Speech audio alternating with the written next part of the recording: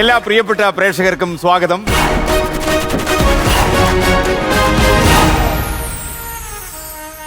ഇന്ന് ആരാണ് ഈ പരിപാടിയിലെ മത്സരാർത്ഥി? നിങ്ങളൊന്ന് ഞെട്ടാൻ തയ്യാറായിക്കോളൂ. വരികയാണ് നമ്മളെ പലപ്പോഴും നടുക്കുന്ന അഭിപ്രായങ്ങളിലൂടെ നമ്മുടെ കൂടെ നിഴല് പോലെ നടക്കുന്ന ഒരു കാലത്തൊരു ടെലിവിഷൻ അവതാരകൻ, ഇന്ന് പല സിനിമകളിലും കത്തിക്കാളുന്ന സാബു മോൻ അഥവാ തരികട സാബു.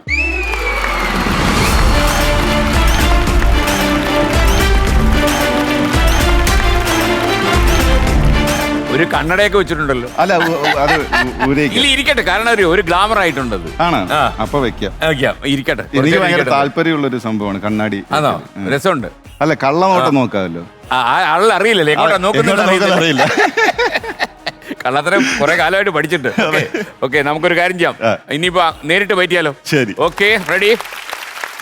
നമ്മളെ കണ്ടിട്ട് കുറച്ച് കാലമായി. കുറെ കാലമായി സാർ. അതെ, ഞാൻ ഇതൊന്ന് മാറ്റിക്കോട്ടെ. എന്നെ കാണാൻ പ്രശ്നമുണ്ടോ? എന്താന്ന് പറയുമ്പോ എനിക്ക് ഒരു ഭയങ്കര പേടി.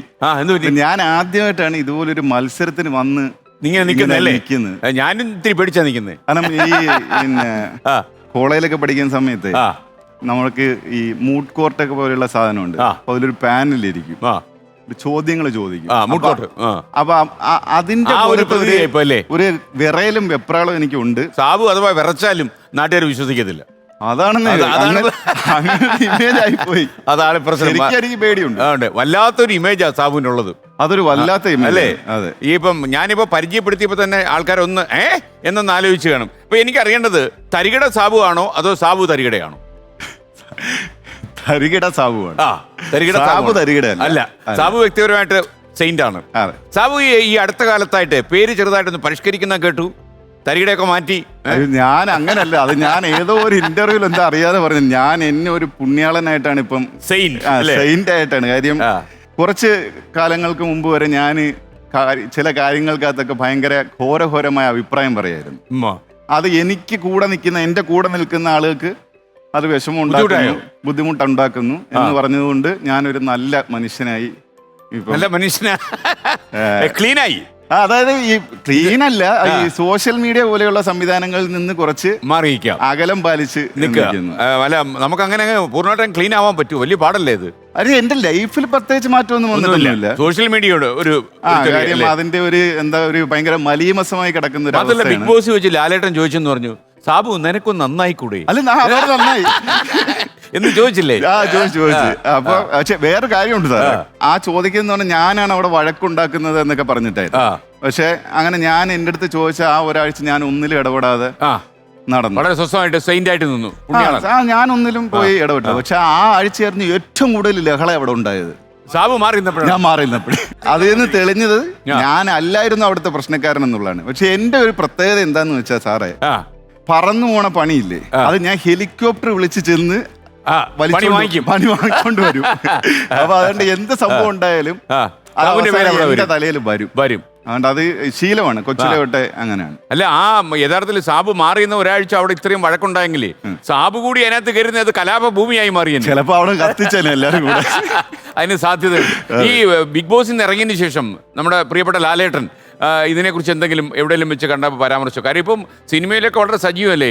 അതെ, സിനിമകള് അത്യാവശ്യം കാശൊക്കെ ആയോ? കാശിന് എനിക്ക് മുമ്പും അങ്ങനെ ബുദ്ധിമുട്ടൊന്നും, ഒരു കാശൊന്നും വേണ്ടല്ലോ അല്ലേ? എനിക്ക് സത്യം എനിക്കൊരു സ്കൂട്ടർ മതി, ഇനഫാണ്. ലാൽ എന്തെങ്കിലും പറഞ്ഞിട്ടുണ്ടോ? അല്ല, നന്നായി എന്ന് പറഞ്ഞാൽ ഞാൻ സമ്മാനം വാങ്ങിച്ചപ്പോഴും എന്നെ അതിനുശേഷം കാണണമെന്ന് പറഞ്ഞു. അങ്ങനെ കണ്ട് കുറച്ചു നേരം സംസാരിച്ചു. എനിക്കൊന്ന് ഈ 2018 തോന്നുന്നു സാബുവിന് ബിഗ് ബോസിൽ അല്ലേ ഇത് കിട്ടി. അന്ന് പ്രളയം വന്നു കേരളത്തില്. അതെ, പ്രളയ സമയത്ത് എനിക്ക് കാണാൻ പറ്റിയില്ലായിരുന്നു. അകത്തായിപ്പോയി. ഈ ആരോ പറഞ്ഞു സാബുവിന് ശരിക്കും ബിഗ് ബോസിൽ പോകാൻ താല്പര്യമില്ലായിരുന്നു, ഇതൊക്കെ എന്താണ് പരിപാടി എന്ന് അറിയാൻ വേണ്ടി പോയി അവിടെ പെട്ടുപോയാണെന്ന്. അതെ സാറേ, ഞാൻ ഒരു കൊല്ലോടെ കഴിഞ്ഞു കഴിഞ്ഞാൽ ക്വാർട്ടർ സെഞ്ചുറി അടിക്കും. എന്ന് വെച്ചാ ടെലിവിഷനിൽ എത്ര കൊല്ലം? 20-ആം വയസ്സിലെ കണ്ട് കയറിയില്ലേ? ഞാൻ ടെലിവിഷനിൽ വന്ന് പുളിയറക്കോണത്തൊക്കെ ഇറങ്ങുമ്പോഴ് സാബു ആ സൂര്യയുടെ വരാന്തയിലുണ്ട്. അല്ല, സാറ് ദൂരദർശനില്ല, ഞാൻ സ്കൂളിൽ പഠിക്കുമ്പോഴേ സാറിനെ കാണും. ദൂരദർശനിൽ തുടങ്ങി. അപ്പോ പിന്നെ ഞാൻ 24 വർഷമായി ടെലിവിഷൻ. 24 ഒരു വർഷം കൂടെ പിടിച്ചു നിന്ന് കഴിഞ്ഞാല് നമുക്ക് രജത ജൂബിലി ഒന്ന് ആഘോഷിക്കണം. ഒന്ന് ഞെട്ടിക്കണം നമുക്ക്. അതെ, അതിലെങ്കിലും നമുക്ക് തരികടകളൊന്നും ഇല്ല. നമ്മൾ ഞെട്ടിക്കും. പക്ഷെ എന്റെ സമയത്തുണ്ടായിരുന്നവരാരും ഇപ്പൊ ഇല്ല. അല്ല, ഈ ടെലിവിഷനിൽ അങ്ങനെ ഒരുപാട് നിൽക്കാൻ വലിയ പാടാ സാബു. കോമ്പറ്റീഷൻ കൂടി, ഗപ്പൊന്നും കിട്ടത്തില്ല. പക്ഷെ കപ്പില്ല, എനിക്ക് അങ്ങനെ കപ്പൊന്നും കിട്ടിയില്ല. പക്ഷെ ഞാൻ 24 വർഷമായിട്ട് ഇവിടെ തന്നെ ഉണ്ട്. സാബുവിന്റെ ഈ താടിയൊക്കെ ഒരു രജനീകാന്ത് ചിത്രമായിട്ട് ബന്ധമുണ്ടെന്ന് പറഞ്ഞു. അതൊക്കെ ചെറിയ കാര്യമാണോ? അതെ, ഞാൻ ഇപ്പോ നടക്കുന്ന ഷൂട്ടിംഗ് നടക്കുന്ന രജനി സാറിന്റെ വേട്ടയൻ എന്ന മൂവിയിൽ അഭിനയിക്കുന്നുണ്ട്. ഒരു നല്ല വേഷമാണോ കിട്ടിയത്? ഒരു ഏരിയയിലുള്ള വളരെ തല്ലുകൊള്ളുന്ന വേഷമൊന്നും അല്ലല്ലോ അല്ലേ? എന്നെ പിന്നെ ഇലയിട്ടിരുന്നുണ്ടാൽ ആരെങ്കിലും വിളിക്കുവോ? അതോടെ പോവും. അല്ല, താടി കുറെ കാലമായി പെട്ടുപോയ സാർ.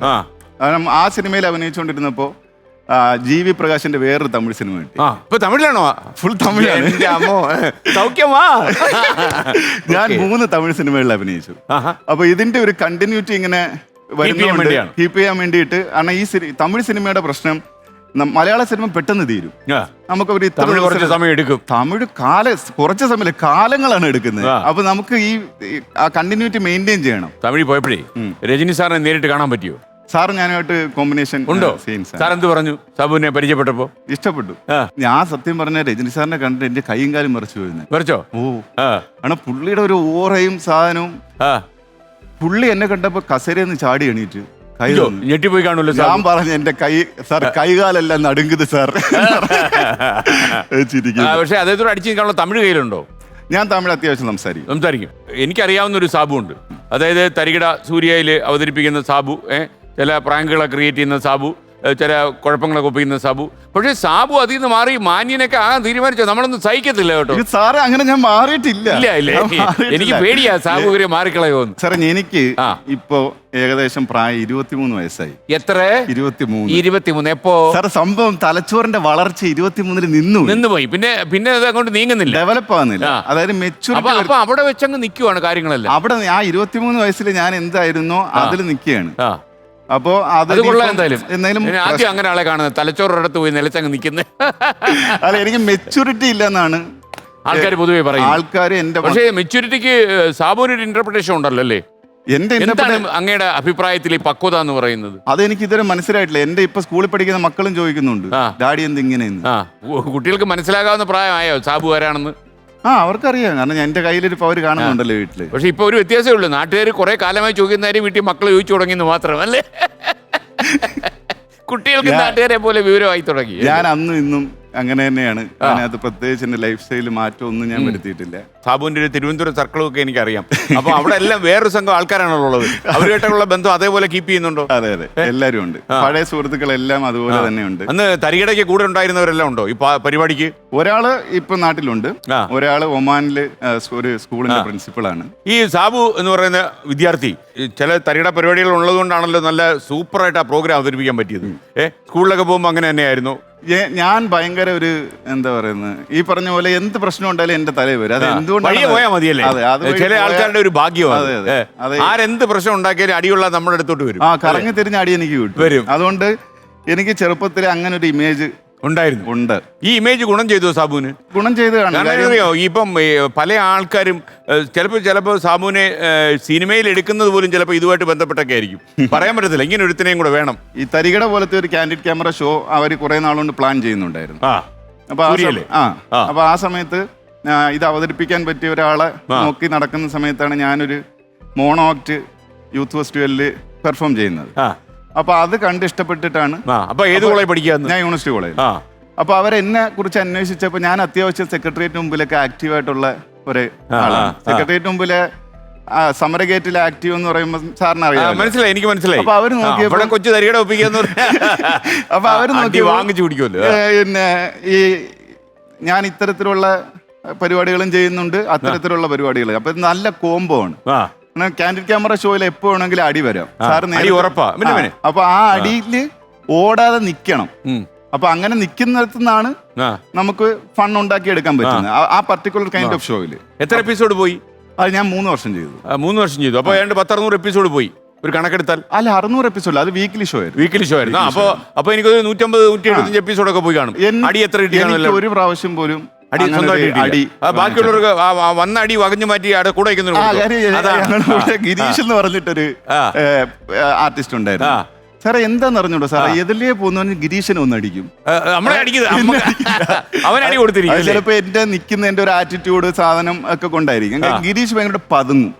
ചില സ്ഥലത്ത് പ്രശ്നം ഉണ്ടാകുമ്പോൾ കൂട്ടത്തോട് ആളുകൾ വന്നിട്ട് ഇങ്ങനെ ഇവിടെ നിൽക്കുന്ന ഗിരീഷിനെ പോയിടിക്കും, നമ്മളെ വിട്ടേക്കും. ഒരു പ്രാവശ്യം ഒരാള് എന്റെ കൈക്കൊരു അടി വന്നിട്ടുണ്ട്. പക്ഷെ ഒരു അടി വന്നാൽ നേരിടാനുള്ള കപ്പാസിറ്റി ഉണ്ടോ? ഞാൻ അങ്ങനെ അടി വന്ന ഓടുന്ന ആളല്ല. നിന്നടി കൊള്ളും അല്ലേ?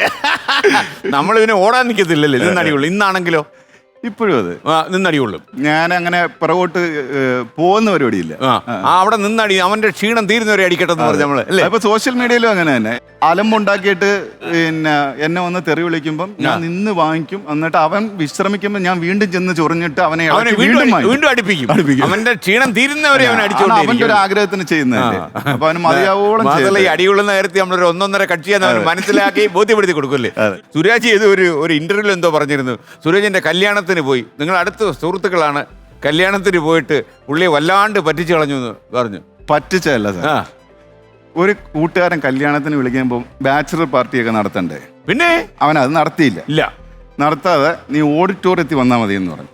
നേരെ അവിടെ ചെന്ന് എല്ലാം നോക്കി ചടങ്ങൊക്കെ കഴിഞ്ഞു മംഗളമായിട്ട്. അപ്പം എന്റെ കൂടെ ഉള്ളവർ പറഞ്ഞ ആളിയാ ചെലവ് നടത്തിയില്ല ചെലവാക്കിയിട്ടില്ല എന്ന് പറഞ്ഞ് പരിഹാരം ഉണ്ടാക്കാം എന്ന് പറഞ്ഞ്. പക്ഷേ കൂടെ അപ്പം സാബുവിന്റെ കൂടെ ഒരു സംഘം ഉണ്ട്, ഉത്സാഹ കമ്മിറ്റി വന്നിട്ടുണ്ട്. അപ്പൊ കേറി സ്റ്റേജിൽ നിന്നപ്പോ ഫോട്ടോ എടുക്കുന്ന പരിപാടി ഉണ്ടല്ലോ, അപ്പൊ നിന്ന് ഫോട്ടോ എടുത്തു കഴിഞ്ഞാൽ പിന്നെ നമ്മൾ അവിടെ നിന്ന് മാറണം. മാറുന്നതിന് മുമ്പ് സുരാജിന്റെ ഒരു കണ്ണ് സാബുവിന്റെ പുറത്തുണ്ട്, കാര്യം തരിയുടെ ഒപ്പിക്കാൻ സാധ്യതയുണ്ട്. അപ്പോ ഞാന് പിന്നെ നമ്മൾ പോകുന്നതിന് മുമ്പ് പിന്നെ ആദരാഞ്ജലികൾ അർപ്പിക്കണമല്ലോ. അപ്പൊ നമ്മൾ ഷേക്ക് ഹാൻഡ് കൊടുക്കും.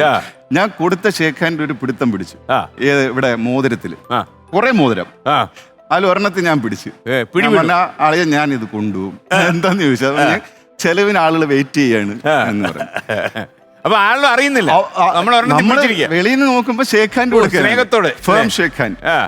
ഞാൻ മോതിരത്തിലാണ് പിടിച്ചിരിക്കുന്നത്, ഒരു തരത്തിൽ മോതിരം തരത്തില്ല എന്ന് പറഞ്ഞു. ഉള്ള ബലത്തിൽ പിടിച്ചേക്കുക. അപ്പൊ ഞാൻ പറഞ്ഞു അങ്ങനെ ഉണ്ടെങ്കിൽ നിന്റെ പോക്കറ്റിൽ ഇരിക്കുന്ന കവർ എടുക്കും. ഞാൻ നേരെ പോക്കറ്റിൽ കേട്ട് ഞാൻ പറഞ്ഞു രണ്ടിലൊന്ന് ഏത് വേണമെന്ന് തീരുമാനിക്കാം, മോതിരം വേണോ ഇത് വേണോ. അപ്പൊ ഇതെടുത്തോന്ന് പറഞ്ഞു. അങ്ങനെ ഞാൻ അതിനകത്ത് കുറെ കവർ എടുത്തപ്പോ ഞാൻ മോതിരം വിട്ടു. എത്ര ഉണ്ടായിരുന്നത്? പൈസ എത്രയെന്ന് ഓർമ്മയില്ല, കുറെ പൈസ ഉണ്ടായിരുന്നു. ഒരെണ്ണത്തിനകത്ത് ലോട്ടറി ടിക്കറ്റ് ആയിരുന്നു. പൈസ ഇല്ല, പറ്റില്ല. ഈ പുള്ളിക്കാരൻ അന്ന് പറഞ്ഞത് 6500-ലധികം രൂപ ഉണ്ടായിരുന്നാ പറഞ്ഞു. വലിയ സങ്കടത്തോടാ പറഞ്ഞത്.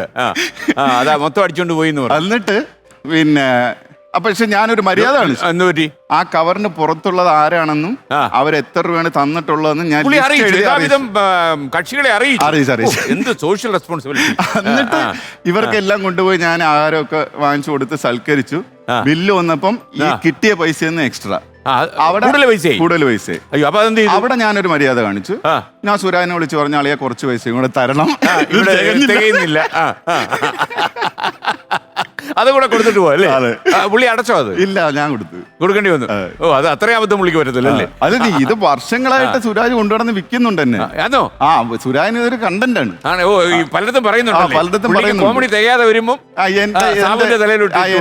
എന്റെ ഒരു കല്യാണത്തിന്റെ കാര്യം ഞാൻ ഓർമ്മിക്കുകയാണ് എന്ന് പറഞ്ഞിട്ടല്ലേ. പിന്നെ ഈ സുരാജ് വെഞ്ഞാറമ്മൂടുള്ള ഹതഭാഗ്യന്മാര് കല്യാണത്തിന് വിളിച്ചിട്ടുണ്ടോ? ഞാൻ ഒന്നാമത് ഈ ഫംഗ്ഷനുകൾക്ക് അങ്ങനെ പോകാറില്ല. അവിടെ പോയി ക്ഷമയോടെ നിൽക്കാൻ, സാബുവിന് മിക്ക പിടിച്ചു നിൽക്കാൻ ഒരു ക്ഷമാശീലം. അത് പോയാൽ തന്നെയും നമ്മള് ഒരു കല്യാണം വീട്ടിൽ ചെന്ന് നേരെ ഈ സദ്യയോ ബിരിയാണി എന്താ നമ്മുടെ ജോലി കഴിയുന്നു, കൈ കൊടുക്കുന്നു, ഫോട്ടോ എടുക്കുന്നു. മോതിരപൂരത്തില്ലയോ? ഇല്ല, ഇപ്പൊ ഇത് എല്ലായിടത്തും പറഞ്ഞു കൊടുത്ത് കാരണം ഇപ്പൊ ആളുകള്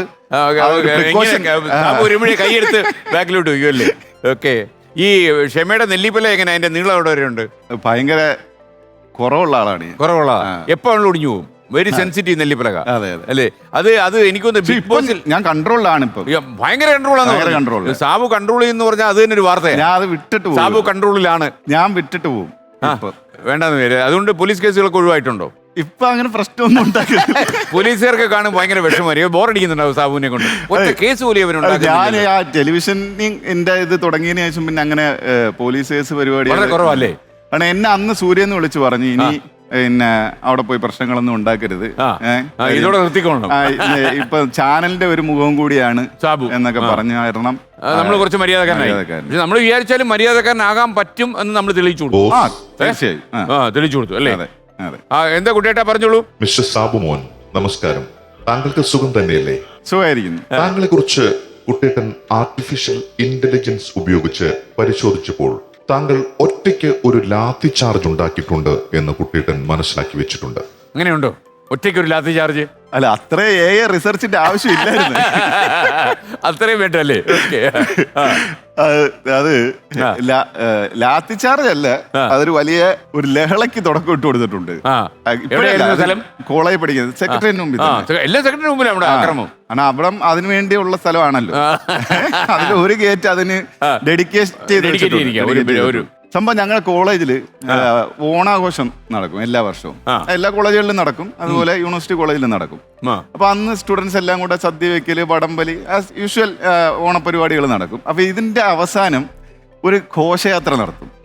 അത് കോളേജിൽ നിന്ന് ഇറങ്ങിയിട്ട് സെക്രട്ടേറിയറ്റിന്റെ അപ്പുറത്തെ ഗേറ്റ് പോയി ആ ട്രാഫിക് ഐലൻഡ് ചുറ്റി തിരിച്ചു വരും. അപ്പോൾ ആ പോകുന്ന സമയത്ത് സെക്രട്ടേറിയറ്റിന് മുമ്പിൽ വേറെ 2 സത്യാഗ്രഹ പന്തലുകൾ ഉണ്ടായിരുന്നു. ഞാൻ ഈ പാർട്ടി തിരിച്ച് പറയുന്നില്ല ഏതൊക്കെയാണ്. അപ്പൊ അവരുടെ ആവശ്യങ്ങൾ ഉന്നയിച്ചുകൊണ്ടുള്ള നോട്ടീസ് ഈ പോയ ഞങ്ങളുടെ കോളേജിലെ പെൺകുട്ടികൾക്ക് കൊടുക്കാൻ ശ്രമിച്ചു. അപ്പൊ അവർ പറഞ്ഞില്ല, ഞങ്ങൾക്ക് ഇത് വേണ്ട എന്ന് പറഞ്ഞപ്പോ അവരെന്തോ തെറി വിളിച്ചു. പാർട്ടിക്കാര് ഈ പെൺകുട്ടികൾ തിരിച്ച് കോളേജ് വന്നപ്പോ ഇവർ പരാതിയായിട്ട് പറഞ്ഞു. അങ്ങനെ അപ്പൊ വീണ്ടും എല്ലാരും കൂടി ഒത്തുചേർന്നിട്ടില്ല, അതിലൊരു പ്രതിഷേധം വേണം, പ്രതിഷേധ പ്രകടനം നടത്തണമെന്ന് പറഞ്ഞു. അങ്ങനെ പ്രതിഷേധ പ്രകടനം നമുക്കൊരു കാര്യം ചെയ്യും, ഇത്ര മണിക്ക് പ്രതിഷേധ പ്രകടനം എന്ന് പറഞ്ഞു. അപ്പൊ ഇതിനിടയ്ക്ക് എനിക്ക് വേറെ എവിടെയോ പോകേണ്ടി വന്നു. ഞാൻ പോയിട്ട് തിരിച്ചു വന്നപ്പോ ആരുമില്ല. പ്രതിഷേധക്കാരെല്ലാം പോയി, പ്രതിഷേധത്തിന് പോയി, മാർച്ച് പോയി. അപ്പൊ ഞാൻ ഒറ്റപ്പെട്ടു പോയില്ലേ. അപ്പൊ ഞാൻ കോളേജിന് വെളിയിറങ്ങി അതിലെ പോയൊരു ബൈക്കുകാരനോട് ചോദിച്ചു, എന്നെ ഒന്ന് സെക്രട്ടേറിയറ്റിന്റെ അവിടെ വിടുമെന്ന് ചോദിച്ചു. പറഞ്ഞു ഇല്ല, ഞാൻ ജനറൽ ഹോസ്പിറ്റൽ വഴി പോയാണ്. അവന് ചേട്ടാ അതില് ഒന്ന് വിട്ടാൽ മതി, കാരണം ഇവര് പോയെന്ന് പറഞ്ഞു. അങ്ങനെ ഈ നിരപരാധി എന്നെ വണ്ടി കയറ്റി ജനറൽ ഹോസ്പിറ്റലിന്റെ അവിടെ നിന്ന് നേരെ കയറിയാല് സെക്രട്ടറിന്റെ മുമ്പിലെത്താം. അതെ. അപ്പൊ ഞാൻ പറഞ്ഞു ചേട്ടാ എന്നാ അവിടം വരെ വിടുവോ എന്ന് ചോദിച്ചു. അവന് പുള്ളി എന്നെ ഈ ക്രോസ് റോഡിൽ കൊണ്ട് നിർത്തി ഞാൻ ഇറങ്ങുന്നതും പ്രതിഷേധ മാർച്ച് ഇങ്ങനെ കടന്നുപോയി. അപ്പൊ ഞാൻ നോക്കിയപ്പോ അവിടെ ഒരു പഴയ ഒഴിഞ്ഞ ബിയർ കുപ്പി കിടക്കുന്നു. ഞാൻ അതെടുത്ത് ഒറ്റ ഏറെറിഞ്ഞു കൊടുത്തു. ഈ ആൾക്കൂട്ടത്തോട് ഇല്ല, സത്യാഗ്രഹ പന്തല്ലോട്ട് അപ്പുറത്തെ സൈഡിലെ. അടുത്ത സീൻ എന്ന് പറയുന്നത് അവിടുന്ന് തിരിച്ചെറിയും, ഇവിടുന്ന് എറിയും, കല്ലേറുമ്പോഴോ ഞാൻ ഓടി, എറിഞ്ഞ വിടുന്ന ഞാൻ ഓടി ഏജ് ഓഫീസിന്റെ അപ്പുറത്ത് നിന്നു. അപ്പൊ ഇവിടെ ലഹള അടി തുടങ്ങി. അപ്പൊ മുൻനിരയിൽ യുദ്ധം നടക്കുന്നുണ്ട്, ബാക്കിൽ ഞാൻ നിപ്പുണ്ട്. ഞാൻ നോക്കുമ്പോ പെട്ടിക്കടയുടെ മുമ്പിൽ സോഡാ കുപ്പി ഞാൻ എടുത്തെറിഞ്ഞു. എന്നിട്ട് ഞാൻ റിലാക്സ് ആയി തിരിച്ചു വന്നു. പിന്നെ അവിടെ പോലീസായി ബഹളമായി എല്ലാം പിരിഞ്ഞു വന്ന് ഹോസ്പിറ്റലായോ? ഇല്ല, ഹോസ്പിറ്റലൈസ്ഡ് ആകുന്ന പരിക്കൊന്നും പറ്റിയില്ല. അടി കിട്ടി, കുറെ കിട്ടി, അങ്ങോട്ടും ഇങ്ങോട്ടും. ഞാൻ കോളേജിൽ തിരിച്ചു വന്നപ്പോ ഞങ്ങളുടെ ഒരു സുഹൃത്തുണ്ട് IP ബിനു എന്ന് പറഞ്ഞിട്ട്, ഇവൻ തല പൊത്തി പിടിച്ചോണ്ട് നിൽക്കുന്നു. അടിയ എവിടുന്നോ സോഡാ കുപ്പി എന്റെ തലയെ വന്ന് വീണു. ഞാൻ എറിഞ്ഞ് ഏറി സാറേ അപ്പുറത്തെ എതിരാളിക്ക് എത്തിയില്ല, IP-യുടെ തലയിലായിരുന്നു വീണത്. അതൊന്നും പഴയ സോഡാ കുപ്പി കിട്ടിയോണ്ട് IP ബിനുവിന് ഗുണമായി. IPന് കൗൺസിലറൊക്കെ ഇല്ലേ? വലിയ നേതാവാണ്, വലിയ നേതാവാണ്. യഥാർത്ഥത്തിൽ ആ കടപ്പാട് സാബുവിനോടാ, ആ ഒരൊറ്റ ഏറാണ് പുള്ളിക്കാരനെ. ഞാൻ അന്ന് പറഞ്ഞില്ല, പിൽക്കാലത്ത് ഞാൻ പറഞ്ഞില്ല, പക്ഷെ അന്ന് പറഞ്ഞെങ്കിൽ അവൻ അടിച്ചേനെ ഉറപ്പാ അല്ലേ? അവൻ ഇടിക്കും, പുള്ളി സ്ട്രോങ് അല്ലേ? അടി ഉറപ്പായിരുന്നു. അല്ല, ഈ പാർട്ടിയുടെ കാര്യം ഇവിടെ സാബു ഒരു പാർട്ടി ഉണ്ടാക്കില്ലേ, എന്താണ് PPPP, പാവപ്പെട്ടവർക്കും പണക്കാർക്കും പ്രിയപ്പെട്ട പാർട്ടി. ഇത്രയും സാമൂഹിക പ്രതിബദ്ധതയുള്ള ഒരാളിനെ കാണാൻ പറ്റുമോ? സാറേ, അത് സാമൂഹിക പ്രതിബദ്ധതയല്ല, അതാ തരികിട എന്ന് പറയുന്ന കാൻഡിഡ് ക്യാമറ ഷോയ്ക്ക് വേണ്ടിയിട്ട് ഉണ്ടാക്കിയ ഒരു എലമെന്റ് ആയിരുന്നു പാർട്ടിയാ. അതിലാണ് എനിക്ക് കയ്യിൽ അടി കിട്ടിയത്. ജീവിതത്തിൽ ആദ്യമായിട്ട് അടിയുടെ ചൂട് നമുക്ക് അറിയാൻ പറ്റിയത് അവസരത്തിലാണ്. ആ പാർട്ടി രൂപീകരിച്ചതിന് പിന്നാലെ ശേഷമാണ്. അത് ഞാനൊരു വീടിന്റെ മതിലിൽ ചെന്നിട്ട് ഞങ്ങളുടെ സംസ്ഥാന സമ്മേളനം നടക്കാൻ പോവുകയാണ്, എഴുതാൻ ശ്രമിച്ചതിൽ എന്റെ ഹൗസ് ഓണർ ഒന്നുണ്ടാക്കിയ പ്രശ്നം. ആ പുള്ളി അവിടുത്തെ ഒരു വലിയ രാഷ്ട്രീയക്കാരനായിരുന്നു. പുള്ളി ഇറങ്ങി വന്ന് ഈ നേരത്തെ പറഞ്ഞ വെച്ച ഗിരീഷിനെ അടിച്ചു. സ്വാഭാവികം, പെയിന്റ് വാട്ടയെല്ലാം ചവിട്ടി തെറിപ്പിച്ച് അതിലെനിക്ക് കയ്യിലൊരടിയുന്നു. അത്രയേ ഉള്ളൂ. സാബു ആ കാര്യത്തിലെ ഗാന്ധിയനല്ലേ, ഒരാൾ അടിച്ചാലും തിരിച്ചടിക്കാനും നമ്മൾ പോകില്ല എന്ന് പറയാൻ പറ്റത്തില്ലല്ലേ? ആരുടെയോ പുറത്ത് കൈ കൊടുത്ത കാര്യം അറിയാതെ ഓർമ്മിച്ചു പോയി. അങ്ങനെ ഞാൻ ഒരു ഗാന്ധിയൻ മാർഗത്തിലാണ് തിരിച്ചടിക്കലെന്ന് ഞാൻ അത് എന്നോട് ചെയ്യുന്ന വഞ്ചനയായിരിക്കും. അങ്ങനെ പറഞ്ഞു മാത്രമല്ല കണ്ടുകൊണ്ടിരിക്കുന്നവരോടും അതെ, അത് അതെ. ബാധകമായിരിക്കും അതെ, അല്ലേ? അതെ. അപ്പൊ മാത്രമല്ല ഈ രക്തസാക്ഷികൾ ഉണ്ടാവുമല്ലോ. ഇത് ടെലികാസ്റ്റ് ആവുമല്ലോ. ഈ ഉറപ്പല്ലേ? ടെലികാസ്റ്റ് ആയി കഴിയുമ്പോൾ നിങ്ങൾ ഇത് തുണ്ടായിട്ട് വെട്ടി സോഷ്യൽ മീഡിയ കൊണ്ടിടും. പീസ്. പീസ്. അപ്പൊ അതിന്റെ താഴെ എനിക്കുള്ള പൊങ്കാല വേവ്. എനിക്കൊന്ന് ഈ സോഷ്യൽ മീഡിയ എങ്ങനെ എയറിൽ കയറ്റും? ഇപ്പൊ ടിനി വന്ന് പറഞ്ഞിട്ട് പോയതേ ഉള്ളൂ കേട്ടോ. പുള്ളിക്ക് എയറിന്ന് ഇറങ്ങാൻ സമയമില്ല. പുള്ളി ഇറങ്ങിന്ന് അറിഞ്ഞാൽ ഉടനെ ആളിൽ കയറ്റും. ഈ അടുത്ത സമയത്ത് ഞാൻ ഒരാളുടെ ചോദിച്ചപ്പോ അവര് പറഞ്ഞത് വീഡിയോസ് കാണും, കമന്റ് ഓപ്പൺ ചെയ്യില്ല. ഇങ്ങനെയാ എന്ന് കമന്റ് ഓപ്പൺ ചെയ്യാൻ കാരണം പറ്റാത്ത ഭയങ്കര നെഗറ്റിവിറ്റിയാണ്. ആ.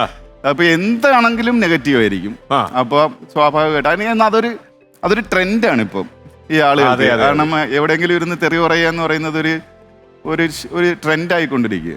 പക്ഷെ അത് നിക്കണമെന്നുണ്ടെങ്കിൽ ആ ഇന്റർനെറ്റിന്റെ വില കൂട്ടണം. സാബുന് ഈ സിനിമാ മോഹം പണ്ടേ ഉണ്ടോ അതോ ടെലിവിഷൻ? ഇല്ല, ഞാൻ ആക്സിഡന്റലി ഒന്ന് പെട്ടുപോയതാണ്. അതാണ്. അതെ. അങ്ങനെയുള്ളൂ. ആ, എനിക്ക് അല്ല ഈ യൂണിവേഴ്സിറ്റി കോളേജിലെ സിനിമയിൽ അഭിനയിക്കാൻ ആളെ എടുക്കുന്നു എന്ന് പറഞ്ഞൊരു പ്രാങ്ക് ഒക്കെ ഒപ്പിച്ച് നാട്ടുകാരെ പറ്റിച്ചെന്ന് പറഞ്ഞു കുറെ ആൾക്കാർ. നാട്ടുകാരെയൊന്നും പറ്റിച്ച പിള്ളേരല്ലേ? നമ്മുടെ നാട്ടുകാരല്ലേ? നമ്മുടെ അതായത് നമുക്ക് അറിയാവുന്നവര്. ആ. അതിപ്പം ഇന്റർവ്യൂ ഒക്കെ നടത്തിയോ? ഇന്റർവ്യൂ നടത്തി. അവരൊന്ന് അഭിനയിച്ചു. ആ. മരത്തിലൊക്കെ കയറി നിന്നിട്ട് മറ്റേ പാട്ടുരംഗമൊക്കെ അഭിനയിച്ച് കാണിച്ചു വന്നത് സംഭവം. സാറ് ചില ദിവസം ഒന്നും കാണത്തില്ല കോളേജിൽ ചെയ്യാൻ. അപ്പൊ ഞാൻ നമ്മൾ കയറത്തില്ലല്ലേ? ഇല്ല അങ്ങനെയില്ല. ഇടയ്ക്ക് നമ്മുടെ പ്രൊഫസർ അലിയാർ സാറില്ലേ? അലിയാർ സാർ അന്വേഷിച്ച് നടക്കുന്നുണ്ട് കാര്യം. അധ്യാപകനെ വിദ്യാർത്ഥി അന്വേഷിച്ച് നടക്കുന്നത് കേട്ടിട്ടുണ്ട്. പക്ഷേ വിദ്യാർത്ഥി ആരെങ്കിലും സാബു ഉണ്ടെങ്കിൽ ക്ലാസ്സിൽ ഒന്ന് കയറാമായിരുന്നു എന്ന് പറഞ്ഞ അലിയാർ സാർ പറയുന്നുണ്ടല്ലോ. അതെ, സാറ് എന്നെ പഠിപ്പിച്ചിട്ടുണ്ട്. അപ്പൊ സാറിന്റെ ഒരു അവസ്ഥയല്ലേ? സാർ ഉത്തരം സാറാണ്. സാറിന്റെ ശബ്ദ ഗാംഭീര്യത്തിലെ ക്ലാസ്സിലിരിക്കാൻ ഭയങ്കര രസമാണ് സാറ് പഠിപ്പിക്കുമ്പോൾ. കറങ്ങി നടക്കുന്ന സമയത്ത് എന്നെ കണ്ട് സാറിന്റെ കയ്യകലത്ത് കിട്ടിയ എന്റെ കോളറിൽ അടിച്ച് ഇങ്ങനെ പിടിച്ചിട്ട് ഒന്നും മിണ്ടില്ല. അങ്ങ് കൊണ്ട് ക്ലാസ്സിനകത്ത് ഇരുത്തി. പിന്നെ സാറ് പോകാതെ ഇറങ്ങാൻ പറ്റില്ല. നമ്മള് കഥയിൽ നിന്ന് പോയി നമ്മുടെ മരത്തെ കയറ്റിയത്. അപ്പൊ ചില ദിവസം ഒന്നും കാണില്ല. കാരണം സമരമില്ല, പ്രതിഷേധമില്ല, ലാത്തി ചാർജ് ഇല്ല. അപ്പൊ അങ്ങനെ ഇരുന്നപ്പോ ബോറടിക്കും. അപ്പൊ എനിക്ക് ഇങ്ങനെ ബോറടിക്കുന്നത് ഭയങ്കര പ്രയാസം. എനിക്ക് ഒരു വിരുവിരുപ്പ് പോലെ വരും. എന്തെങ്കിലുമൊക്കെ ചെയ്യാത്തതിന്റെ ഒരു വിഷമം അല്ലേ? ഓക്കെ. ഞാനിനി എന്തൊക്കെ വാങ്ങിച്ചു പിടിക്കാൻ പോണോ എന്നൊക്കെ പറഞ്ഞിട്ട് അപ്പൊ ഞാൻ പറഞ്ഞു, എടാ ഒരു കക്ഷി വന്ന് സിനിമയിൽ അഭിനയിക്കണം, കുറച്ച് പിള്ളേരെ വേണമെന്ന് പറഞ്ഞിട്ടുണ്ട്. അപ്പം നാടക ഗ്രൂപ്പുണ്ട് കോളേജിൽ. നാടക മത്സരത്തിൽ പങ്കെടുക്കാനൊക്കെ ഉള്ളു. അപ്പൊ ഇതില് ചാൻസ് ചോദിച്ച് വന്നവന്മാരെയാണ് ഈ വളഞ്ഞു പിടിച്ചത്. അപ്പൊ പറഞ്ഞ് പിന്നെ കളർ ഫോട്ടോ വേണം, നിൽക്കുന്ന ഫോട്ടോ വേണം, ഹാഫ് ഫോട്ടോ വേണം എന്നൊക്കെ പറഞ്ഞ് ടൈറ്റ് ക്ലോസ് ഒക്കെ പറഞ്ഞ് തൊട്ടപ്പുറം ശിവശങ്കർ സ്റ്റുഡിയോ ഉണ്ട് പഴയ, ഇപ്പൊ ഇല്ല, പൊളിച്ചളഞ്ഞു. അപ്പൊ അവിടെ പോയി മറ്റേ ബ്ലൂ ബാക്ക്ഗ്രൗണ്ടിൽ നിന്ന് ഫോട്ടോ ഒക്കെ എടുത്ത് ഫോട്ടോസ് കൊണ്ടുവന്നു പറഞ്ഞ് സ്ക്രീൻ ടെസ്റ്റ് ഒക്കെ നടത്തി. അപ്പൊ അതിലൊരു ഫോട്ടോ എടുത്ത് വെച്ചിട്ട് ഞാൻ എൻ്റെ പേര് ഞാൻ പറയുന്നില്ല, ഒരു ആപ്ലിക്കേഷൻ എഴുതി. അതിലെ അപേക്ഷ എന്ന് പറയുന്നത് പ്രേമിക്കാൻ താല്പര്യമുണ്ട് എന്ന് പറഞ്ഞിട്ട് ഒരു കഥ അവൻ എഴുതുന്നതായിട്ട് തന്നെ. എന്നിട്ട് ഞാൻ ഇത് ഫോട്ടോ സ്റ്റേറ്റ് എടുത്തിട്ട് കോളേജിന്റെ പല ഭാഗത്ത് ഒട്ടിച്ചു വെച്ചു. അപ്പൊ ഇവൻ ഇത് ഭയങ്കര അപമാനമായി പോയി. കാരണം താല്പര്യം ഉണ്ടെന്നാണ് നമ്മള് അവൻ റിക്വസ്റ്റ് ചെയ്യുന്നതായിട്ടാണ്, എന്റെ പേര് ഇന്നതാണ്, എനിക്ക് പ്രേമിക്കാൻ താല്പര്യമുണ്ട്, എന്നെ പെൺകുട്ടികൾ ആരും തിരിഞ്ഞു നോക്കുന്നില്ല, ഞാനൊരു മാന്യനാണ്, യോഗ്യനാണ്, ഒന്നെല്ലാം എഴുതിയിട്ടാണ് കോളേജിന്റെ പല ഭാഗത്ത് ഒട്ടിച്ചു വെച്ചത്. അവന് ഭയങ്കര വിഷമമായി. അങ്ങനെ എൻ്റെ അടുത്ത് കുറെ പേര് പറഞ്ഞിടാ അത് ഭയങ്കര മോശമാണ്, അവന് ഭയങ്കര സങ്കടമായിട്ടുണ്ട് എന്ന് പറഞ്ഞ് ഞാൻ 3-4 ദിവസം കഴിഞ്ഞപ്പോൾ 3-4 ദിവസം ഞാൻ വെച്ച് അത് കഴിഞ്ഞ് ഇതെല്ലാം കീറിക്കളഞ്ഞു. വേറെ ആരെങ്കിലും കീറിയാൽ ഞാൻ പേടിക്കും. അത് വേറെ കാര്യം അല്ലേ? അങ്ങനെ ശരിക്കും പറഞ്ഞ ഇത് വായിച്ച ഒരു പെൺകുട്ടി ഇത് സീരിയസ് ആയിട്ട് എടുത്ത് ഇത് കണ്ടിട്ടോ എന്റെ അമ്മോ. അപ്പൊ ഇവൻ ഡിഗ്രി പഠിക്കുക, ആ പെൺകുട്ടി PGക്ക് പഠിക്കുകയാണ്, സീനിയറാണ്. പക്ഷെ എന്തായാലും അവര് തമ്മിൽ പ്രേമിച്ചു, അവര് തമ്മിൽ കല്യാണം കഴിച്ചു. എന്റെ സാബുവിന്റെ ചരിത്ര നിയോഗങ്ങളെ അല്ല ഇത് സത്യം, ഇത് ഈ ഉർവശി ശാപ ഉപകാരം എന്ന് പറയുന്ന പോലെ. പിന്നീട് സാബു അന്വേഷിച്ചോ? സാബുവാണല്ലോ ഇത് കൂട്ടിയാണെങ്കിൽ. അല്ല, ഞാൻ പിന്നെ കാണുന്നുണ്ടല്ലോ 2 പ്രേമിച്ച് നടക്കുന്നത്. പിന്നെ കുറെ കാലം കഴിഞ്ഞ് കോളേജിൽ നിന്നൊക്കെ കാശിയും കയറാൻ പറയത്തില്ലേ? പിന്നീട് കണ്ടപ്പോ കല്യാണത്തിനും പോയി മോതിരത്തെ പിടിച്ചില്ല. ഞാൻ ഇല്ലായിരുന്നു തോന്നുന്നു ആ സമയത്ത്. അപ്പൊ എനിക്ക് തോന്നുന്നു ഞാനിപ്പോ എഴുതിയാൽ എന്റെ സാഹിത്യം കാരണം ചിലപ്പോ ആയിരിക്കും. അത് കാരണം ഈ സർഗ്ഗസാധന അലിയാർ സാറിനെ പഠിപ്പിച്ചിരിക്കുന്നത് ഇതിങ്ങനെ ഒഴുകി വന്നതായിരിക്കും അല്ലേ? സാറ് വിചാരിക്കടാ എന്നെ ഇങ്ങ് വിട്ടുപിടിയടേ എന്ന് സാറ് പറയുന്നുണ്ടാവും. സാറ് നമുക്കത് മനസ്സിലാവുന്നു അല്ലേ? ഈ ഒരു ദിവസത്തിലേക്കാണ്ട് സാബു അലിയാർ സാർ അങ്ങനെ പറഞ്ഞായിട്ട് എൻ്റെ ഓർമ്മയുണ്ട്. ഈ സാബുവിനെ കിട്ടാതെ കുറെ, സാറിൻ്റെ ഒരു ആഗ്രഹമാണല്ലോ അത്യാവശ്യം പിള്ളേർ ക്ലാസ്സിൽ ഇരുന്ന് പഠിക്കണം എന്നുള്ളത്. സാബുവിൻ്റെ കഴുത്തിന് കുത്തി പിടിച്ചെടുത്ത് ക്ലാസ്സിൽ കൊണ്ടുപോയി ഇരുത്തി കേരള പാണിനി മലയാളം ഒക്കെ സത്യം. അല്ല ഞാൻ നേരത്തെ പറഞ്ഞത് എന്നെ സാറിന്റെ കയ്യകലത്ത് എന്നെ കിട്ടി കഴിഞ്ഞാൽ പിടിച്ചോണ്ട് പോകും. കഴുത്തെ കുത്തി പിടിച്ചു. ഒരു സ്നേഹത്തിന്റെ കലാകാരന്മാരോട് വലിയ കാരണം ഞാൻ ഇതെല്ലാം അക്രമം കാണിക്കുമെങ്കിൽ അതിന്റെ ഒരു സൈഡിൽ കൂടെ ഒരു പാരലൽ ഇതില് ഈ നാടകവും പിന്നെ പ്രവർത്തനങ്ങളും സാധനവും എല്ലാം. അപ്പൊ പണ്ടേ യൂത്ത് ഫെസ്റ്റിവലുകളിൽ പങ്കെടുക്കലും ഈ കലാജാഥ, തെരുവ് നാടകം, അതൊക്കെ ചെയ്യും. ഈ ഒരുപാട് പൈസ സാബുവിന് കിട്ടി വഴിയാധാരമായി പോയ കേസാണ്. അഖിൽ മാരാറിനെ പോലെ കുറെ ആൾക്കാർക്ക് കിട്ടിയതിനേക്കാളും എത്രയോ ഇരട്ടി തുക കിട്ടുകയും തദ്വാര എന്ത് ചെയ്യണമെന്നറിയാതെ ഇങ്ങനെ ആലോചിച്ച് നടന്ന ദുഃഖിക്കുന്ന ഒരു കോടീശ്വരൻ. എന്തവസ്ഥയാ അല്ലേ? അങ്ങനൊന്നുമില്ല. എനിക്ക് ഞാൻ പറഞ്ഞു, ഞാൻ ഇത്രയും വർഷമായിട്ട് ഇതിലുള്ളതാണല്ലോ. അപ്പൊ നമ്മളൊരു ടെലിവിഷനിൽ ഒരു ഷോയിൽ പോകുമ്പോൾ നമ്മൾ നെഗോഷിയേറ്റ് ചെയ്യും. കാശ് പറഞ്ഞിട്ട് തന്നെ പോയത്. എനിക്ക് ഇത്ര രൂപയാണ്. അല്ലെ സാബു എന്തിനാ അവിടെ പോയത്? കാശുണ്ടാക്കാനാണോ? ഞാൻ കാശുണ്ടാക്കാനല്ല. എനിക്ക് ആ ഷോ എങ്ങനെയാണ്, എന്താ പരിപാടി, ഇത് എങ്ങനെയായിരിക്കും എക്സിക്യൂട്ട് ചെയ്യുന്നത്. കാരണം ഞാൻ ടെലിവിഷന്റെ ടെക്നിക്കൽ സൈഡും കൂടെ നോക്കുന്ന ആളാണ്. അപ്പൊ എനിക്ക് ഈ ഒരു സംവിധാനം എങ്ങനെയായിരിക്കും ഓപ്പറേറ്റ് ആകുന്നത് എന്നുള്ളത്. അപ്പൊ ഞാൻ അതിനകത്ത് ഇതിലേക്ക് എൻട്രി ഇല്ല നമുക്ക്. ഒരു രക്ഷയില്ല. കാരണം അത് വേറൊരു എൻറ്റയർലി ഡിഫറെന്റ് പ്രൊഡക്ഷൻ കമ്പനിയുടെ പ്രോഡക്റ്റ് ആണ്. അപ്പൊ അതിനകത്ത് എന്നല്ലട ഇത് അറിയാമല്ലോ എങ്ങനെ ഉണ്ടെന്ന്. അങ്ങനെ ചെന്ന് പെട്ടതാ. എന്തോ പഠിച്ചത് അവിടുന്ന്? അല്ല, ഞാൻ പഠിച്ചത് അത് ഹൗ ഇറ്റ് ഓപ്പറേറ്റ്സ് എന്നുള്ള സാധനം. ഹൗ സാബു വർക്ക്സ് എന്ന് പഠിച്ചോ? അതും പഠിച്ചു. അത് പക്ഷേ അത് ഈ പറഞ്ഞ പോലെ ഞാൻ സപ്രസ് ചെയ്ത് വെക്കുന്ന കുറെ കാര്യങ്ങളുണ്ട് ഉണ്ടായിരുന്നു. എന്റെ വികാരങ്ങളെ അവിടെ അടിച്ചമർത്തി. അപ്പൊ ആ സാധനമൊക്കെ എനിക്ക് ആക്ച്വലി ഒരു സെൽഫ് റിയലൈസേഷൻ ഉള്ള സ്പേസ് കിട്ടി. അല്ല, സാബു അതിനകത്ത് പോയിട്ട് ഒരുപാട് ക്ഷമാശീ ലെവലിനുള്ള ഒരു മര്യാദക്കാരനായി രൂപാന്തരം സംഭവിച്ചു എന്നാണ് അലിയാർ സാറിന്റെ ഭാഷയിൽ പറഞ്ഞാൽ ഉണ്ടായത്. കാര്യം എനിക്ക് അത് പറ്റുമോ എന്ന് ഞാൻ ട്രൈ ചെയ്ത് നോക്കി. പറ്റുമെന്ന് തെളിയിച്ചു. അതൊരു വലിയ സംഭവം തന്നെ. സാബുവിനത് പറ്റുമെന്ന് ഞാൻ ജീവിതത്തിൽ എനിക്കതൊരു ഭയങ്കര അഡ്വാൻറ്റേജ് ആയിട്ട് തോന്നിയിട്ടുണ്ട്. അതിനകത്ത് പോയതിനകത്ത് എന്റെ വേറെ കുറെ കാര്യങ്ങൾ എനിക്ക് എങ്ങനെ മാനേജ് ചെയ്യാൻ പറ്റുമെന്ന് ഞാൻ പഠിച്ചു. അതിനകത്ത് കയറിയിട്ട് ആരെങ്കിലും പ്രാങ്ക് ചെയ്തോ? നമ്മുടെ രഞ്ജിനി ഹരിദാസിന് എന്തോ ഒരു അബദ്ധം പറ്റിയെന്ന് കേട്ടിട്ടുണ്ട്. രഞ്ജിനി ഒന്നും ഉണ്ടായിരുന്നില്ല മത്സരിക്കാനുണ്ടായിരുന്നു. ഞാൻ ഞെട്ടിപ്പോയി. രഞ്ജിനെ കൊണ്ട് എന്നെ അടിപ്പിക്കാൻ വേണ്ടിയാണ് രഞ്ജിനെ അതിനകത്ത് കൊണ്ടുവന്നത്. ഞാനുമായിട്ട് അടി കൂടി തമ്മിത്തല്ലി ചാടോന്നായിരുന്നു അവരുടെ പ്ലാൻ. റേറ്റിംഗ് ഉയർത്തുക തന്നെ പരിപാടി. പക്ഷെ അവർക്ക് അതില് പിന്നെ പരാജയപ്പെട്ടു പോയി. എന്താ നിങ്ങൾ തമ്മിൽ സിങ്കായോ? രഞ്ജിനി ഇതുപോലെ എന്തെങ്കിലുമൊക്കെ പറയുന്ന കക്ഷിയാണ്. അതിന് കുറച്ചു നാൾ മുമ്പ് ഞാൻ എന്തോ ഒരു കാര്യത്തിന് രഞ്ജിനിയെ ചീത്ത വിളിച്ചായിരുന്നു. ചില വലിയ തെറിയൊന്നുമില്ല. സാധാരണ അടുത്ത സ്റ്റേറ്റിൽ പോകുമ്പം അത് അവിടുത്തെ നമ്മുടെ ആളുകളുടെ ശരീരത്തിലെ ഒരു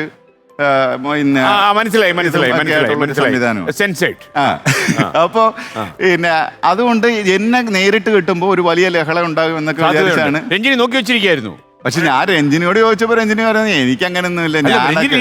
രഞ്ജിനി എന്ന് പറഞ്ഞാലേ ദൈവത്തിനെ പോലും ഭയമില്ലെന്ന് നടക്കുന്ന ആളാ. എന്തായാലും ശരി, ഞങ്ങൾ വളരെ സൗഹൃദത്തിലായി. ഞങ്ങൾ തമ്മിൽ ആക്ച്വലി നല്ല സ്നേഹത്തിലായി. ഒരു റയർ സംഭവം. അപ്പൊ എന്റെ ചാത്തനുണ്ട്. സാബുവിന്റെ ചാത്തനുണ്ട്. അപ്പൊ ഞാൻ വിളിച്ച എനിക്കൊരു പ്രശ്നം വരുമ്പോ ചാത്തൻ വെളിപ്പുറത്ത് വരും എന്നൊരു കഥ ഞാൻ രഞ്ജിനിയോട് പറഞ്ഞു. ചാത്തൻ കയ്യിലുണ്ടെന്നൊരു കഥയുണ്ട്. ഇനി ആ പണിയും കൂടെ പറ്റി വന്നു. എന്തോ ഒരു കാര്യം പറഞ്ഞപ്പം ഇല്ല സാവിച്ചേട്ട എങ്ങനെ ഇതിന്ന് എല്ലാം രക്ഷപ്പെട്ട് പോകണം അങ്ങനെ എന്തോ ചോദിച്ചു. അപ്പൊ ഞാൻ പറഞ്ഞ ആദ്യം നമുക്ക് പാരമ്പര്യമായിട്ട് കിട്ടിയിട്ടുള്ളതാണ്. അപ്പനപ്പൂപ്പന്മാരുടെ ഇത് പാരമ്പര്യമായിട്ട്. ഏറ്റവും അവസാനം എന്റെ അമ്മയുടെ അമ്മാവന്റെ ആയിരുന്നു, കയ്യിലായിരുന്നു ചാത്തൻ. എന്നിട്ട് ഉള്ള ആളാണ്. അപ്പം പുള്ളി എനിക്ക് തന്ന ശേഷം സിംഗപ്പൂർ പോയി. പിന്നെ അവിടുന്ന് പുള്ളി അപ്രത്യക്ഷനായി. പിന്നെ വിവരമൊന്നും കിട്ടിയിട്ടില്ല എന്ന് പറഞ്ഞ് ഞാനൊരു കഥ ബിൽഡ് ചെയ്തു. പറഞ്ഞു ഞാനിപ്പം വിളിച്ചാ വരും എന്ന് പറഞ്ഞ് ഞാൻ വെറുതെ കുറച്ചു നേരം ഇങ്ങനെ കണ്ണാടി നോക്കി. അപ്പൊ ഈ സംസാരിക്കുമ്പോൾ ഞാൻ ഇടയ്ക്കിടയ്ക്ക് ഇങ്ങനെ ഗ്ലാസ്സിലോട്ട് നോക്കും. ഞങ്ങള് അകത്തിരുന്ന സംസാരിക്കും. ഞാൻ നോക്കിയപ്പോ ഒരു ചിത്രശലഭം പറന്നു വന്ന് അവിടെ ഇരുന്ന്. അപ്പൊ ഞാൻ പറഞ്ഞ് പതുക്കെ തിരിഞ്ഞു നോക്കണം, സാധനം വന്നിട്ടുണ്ട് എന്ന് പറഞ്ഞ് തിരിഞ്ഞു നോക്കിയപ്പോ ഒരു ചിത്രശലഭം. അങ്ങനെ ഒരു കഥ ബിൽഡ് ചെയ്തെടുത്ത് രഞ്ജിനി വിശ്വസിച്ചല്ലേ? രഞ്ജിനി ശരിക്കും വിശ്വസിച്ചു. കാരണം രഞ്ജിനി ഭയങ്കരമായിട്ട് ജ്യോതിഷത്തിലൊക്കെ വിശ്വസിക്കുന്നു. എന്തായാലും എന്റെ കഥ വിശ്വസിച്ചു. ഞാൻ അവിടെ ഇരുന്നൊരു മുട്ട എടുത്ത് അതിനകത്ത് ക്ലാ ക്ലീന്നൊക്കെ എഴുതി ക്ലാ, ക്ലാ, ക്ലീ, ക്ലീ. അങ്ങനെ എന്തൊക്കെയൊക്കെ എഴുതി ചാത്തൻ വരണമല്ലോ ഇതിന്. വെള്ളത്തിലിട്ടു. ആ. എന്നിട്ട് പറഞ്ഞ് കുറച്ച് കഴിയുമ്പോൾ ചാത്തൻ വന്നിട്ട് പോവും. ആ. പോകുമ്പോൾ ഇതിനകത്ത് ഈ എഴുത്ത് കാണില്ല എന്ന് പറഞ്ഞു. അപ്പൊ ഞാൻ പറഞ്ഞു ചാത്തൻ വരുന്ന സമയത്തിന് മുമ്പ് നമ്മൾ ഒന്ന് കുളിക്കണം, ഇല്ലെന്നുണ്ടെങ്കിൽ ചാത്തന് പ്രശ്നമാണെന്ന് പറഞ്ഞു. അങ്ങനെ രഞ്ജിനി പോയി നിന്ന ഡ്രസ്സിൽ ബക്കറ്റ് വെള്ളം കോരി തലയിൽ കൂടെ ഒഴിച്ചു. അപ്പൊ ഞാനും വിശ്വാസിയല്ലേ? ഞാനും ബാത്റൂമിനകത്ത് കയറി, ഞാനും വെള്ളം കോരി ഒഴിച്ചു. കാരണം നമ്മളൊരു പ്രാങ്ക് ചെയ്യുമ്പോൾ വിശ്വസനീയത ഉണ്ടാക്കണമല്ലോ. പക്ഷെ ഇതിന്റെ ഫ്രാക്ഷൻ ഓഫ് സെക്കൻഡിൽ ഞാൻ ഓടി കിച്ചണിൽ വന്നിട്ട് ഈ മുട്ട തുടച്ച് തിരിച്ചിട്ടിട്ട് ഞാൻ ഓടി ബാത്റൂമിൽ കയറി. എന്നിട്ട് അപ്പുറത്തെ ഡോറ് തുറക്കുന്ന സൗണ്ട് കേട്ട് ഞാനും ഇറങ്ങി വന്നു. ഞാൻ പറഞ്ഞു ഇനി നമുക്ക് പോയി നോക്കാം. ഇതിനിടയിൽ ഞാൻ ഓടിപ്പോയി വന്ന കാര്യം രഞ്ജിനെ അറിഞ്ഞിട്ടില്ല. ഞാൻ ചെന്ന് നോക്കിയപ്പോ അതിൽ ശരിക്കും രഞ്ജിനി വിശ്വസിച്ച് അതിൽ നിന്ന് ഇറങ്ങിയ ശേഷം ഞാൻ പറഞ്ഞപ്പോഴാണ് അങ്ങനെ ഇല്ലാന്ന് വിശ്വാസമായത്. അത്ര എനിക്കറിയില്ല. അല്ലെങ്കിൽ ഞാൻ ഈ പലപ്പോഴും ഇതുമായിട്ട് ഏറ്റുമുട്ടാറുണ്ടല്ലോ ഈ സാധനമായിട്ട്. അപ്പോ ഞാൻ ഈ ചാത്തന്റെ കാര്യം ഞാനൊന്ന് വിറ്റന്നെ. അത് പൊളിക്കണ്ടായിരുന്നു. അത് അങ്ങനെ തന്നെ കിടക്കുന്നത്. അത് ആ കാര്യം ആ കൊച്ചിന് ചാത്തൻ വേണം. അങ്ങനെ ഉണ്ടെങ്കിൽ എനിക്ക് കുറച്ച് വരുമാനം കിട്ടിയാലേ. സംശയമുണ്ടോ? മാത്രമല്ല ഈ തൃപ്രയാർ ആ ഭാഗത്ത് കുറെ ആൾക്കാരുണ്ടല്ലോ. അതുപോലെ സാബുവിന്റെ വീട്ടിനടുത്തും ഒരു സാധനമൊക്കെ പണിയായിരുന്നു. ഇല്ല സാർ, അതിലെ ഒരു ചതി എന്താണെന്ന് അറിയാമോ? എന്നെ കൊണ്ട് അത് പറ്റത്തില്ല. കാര്യം അല്ല, തരികിട എന്ന് പറഞ്ഞൊരു ഷോ ഞാൻ മുമ്പ് ചെയ്തിട്ടുള്ളതുകൊണ്ട് ഇപ്പം ചാത്തൻ ഇന്നടത്തുണ്ട്, പുള്ളിയുടെ ഉണ്ട്, പോയി കാണാന്നുണ്ടെങ്കിൽ ആരുടെ പറയും സാബു, ഏത് സാബു? തരികിട സാബു. അപ്പൊ പോയി സാധനം പോയി എന്ന ആൾക്കാര്. എനിക്ക് തോന്നുന്നു ഈ തരികിട പ്രോഗ്രാം അവതരിപ്പിച്ച് ഒരു രീതിയിൽ സാബുവിന് ഭാഗ്യവാനാണ്. കാരണം ടെലിവിഷനിലൊരു പ്രോഗ്രാം അവതരിപ്പിച്ച് ആ പ്രോഗ്രാം പോലെ ഹിറ്റ് ആവും ആ പേര്, തരികിട സാബു എന്ന് പറഞ്ഞാൽ ആൾക്കാർ അറിയുക. മാത്രമല്ല അങ്ങോട്ട് ചെന്ന് എവിടെങ്കിലും ഞാൻ തരികിട സാബുവാണ് എന്ന് പറയുമ്പോൾ ആൾക്കാരുടെ ഒരു ആദരവും എന്നാ ബഹുമാനാന്നറിയാം. അപ്പൊ അത് സാറേ ഈ ഒറ്റ കാരണം കൊണ്ടാണ് എനിക്ക് ആ ഭാവി പോയത്. ആ ഒരൊറ്റ പ്രോഗ്രാം കൊണ്ട് തകർന്നു പോയില്ലേ. ചില ആൾക്കാർക്കുണ്ടല്ലോ ഒരു പ്രോഗ്രാം മതി അവരുടെ ജീവിതം പോകാൻ. പക്ഷെ അന്ന് യഥാർത്ഥത്തിൽ ഈ ചാനലൊക്കെ ഇത് കണ്ടിട്ട് വീട്ടിലൊക്കെ ഇന്ന് സ്ത്രീകളൊക്കെ ഇങ്ങനെ ചീത്ത വിളിക്കുന്നുണ്ടായിരുന്നു.